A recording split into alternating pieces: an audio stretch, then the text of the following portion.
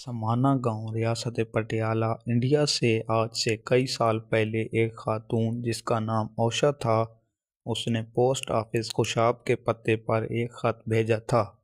मालूम नहीं वो खत अब कहाँ होगा।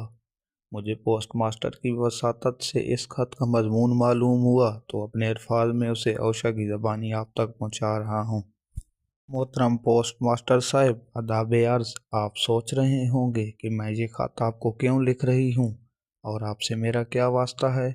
जी तो सुनिए, आपके पास बहुत से हरकारे डाकिये हैं जो खुशाब के मुख्तलिफ महलों में दुनिया भर से आई हुई डाक पहुँचाते हैं।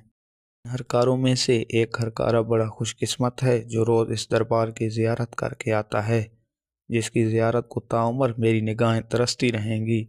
मोहल्ले से मुराद गली मलका वाली है और दरबार से मुराद इस महल्ले में वाक़या मेरा वो घर है जिसकी खुशबू के झोंके हर साथ मेरे दिल पर दस्तक देते हैं। अपने हरकारे से कहिए या खुद तशरीफ़ ले जाइए। आप मलका वाली गली में दाखिल होइए, दाएं तरफ से मकान गिनिए। जब आप 10वें दरवाजे पर पहुंचेंगे तो अपने कदमों को रोक लीजिए। हौले हौले बड़े प्यार से कदम उठाइए। अगला घर औशा का घर है। हाय, ये कहते हुए कलेजा मुंह को आता है कि औशा से खुशाब शहर और ये घर छूट गया है। औशा खुशाब में नहीं है, अब खुशाब औशा में है। मेरी बहन, काश मैं आपसे मिली होती, काश मैंने आपको देखा होता। शायद दुनिया में मुझे किसी दूसरे शख्स से मिलने की इतनी तड़प ना हो जितनी आपसे है। जिस घर में आप रह रही हैं, यकीन जानिए आप बड़ी खुशकिस्मत हैं कि आपको रहने के लिए औशा का घर मिला। मुझे तो यकीन ही नहीं आता कि खुशाब मुझसे छूट गया है। सुबह को जब भी जाग आती है ऐसा महसूस होता है कि जैसे मैं खुशाब में हूँ। धीरे धीरे हकीकत खुलती है कि मैं खुशाब से बहुत दूर समाना में हूँ। दरमियान में ना जाने कितने दरिया हैं, कितने पहाड़ हैं, सहरा, शहर और आबादियाँ हैं। कभी सोचा भी नहीं था कि वक्त हमें ऐसा पलटा देगा। बहुत जी करता है कि पर लग जाएं और मैं शायद अब तो उम्र भर ये अरमान पूरा ना हो। उम्र भर इसी किसक और हसरत से जीना पड़ेगा।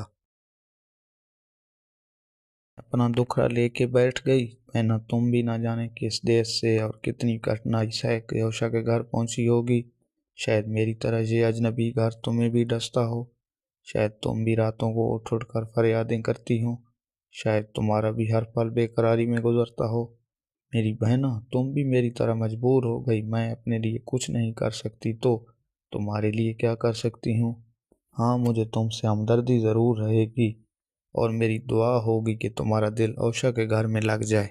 है ना, इतना तो तुम्हें पता चल गया होगा कि औशा ने ये खत तुम्हें किस गर्ज की बना पर लिखा है।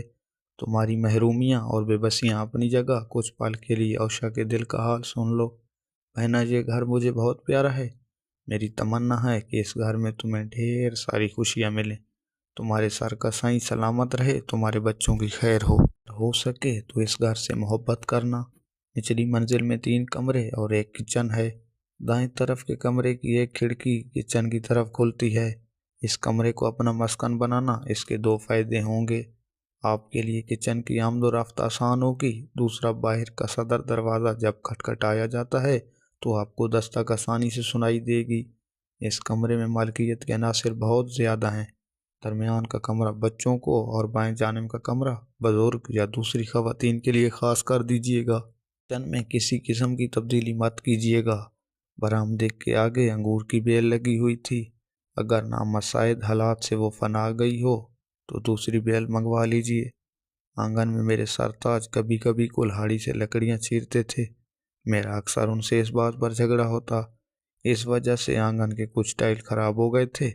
मुझे उम्मीद है आपने आंगन के टाइल बदलवा लिए होंगे। ऊपर वाली छत को आप अपना दूसरा घर समझें। अगर कभी साहिब से लड़ाई या झगड़ा हो जाए तो और कहीं जाने की ज़रूरत नहीं। आंख बचा कर ऊपर चली जाएं। हो सकता है उन्हें तुम्हें मनाना हो। अब निचली मंजिल में वो सबके सामने तुम्हें थोड़ी मना सकते हैं।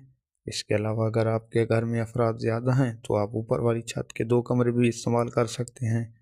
जनूब की तरफ की पड़ोसियों से मुल्हक दीवार थोड़ी सी ऊंची करवा लीजिए।